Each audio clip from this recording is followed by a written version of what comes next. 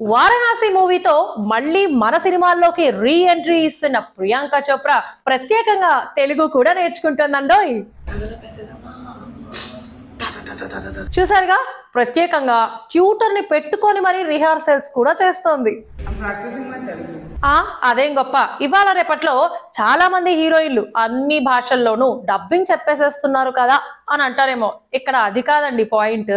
ఇదే ప్రియాంక చోప్రా మన director Rajamouli latest movie RRR విషయంలో చేసిన కామెంట్స్ మీ అందరికి గుర్తుండే ఉంటాయి కదా.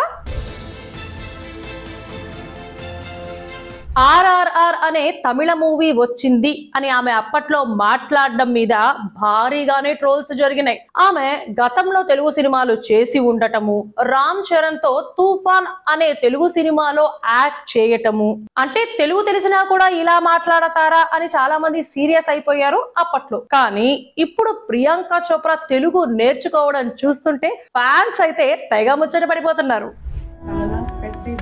అది మ్యాటర్. ఇంతకీ ప్రియాంక చోప్రా తెలుగు నేర్చుకోవడం మీద మీరేమంటారు? ఇదంతా ప్రమోషన్స్ లో భాగమేనా?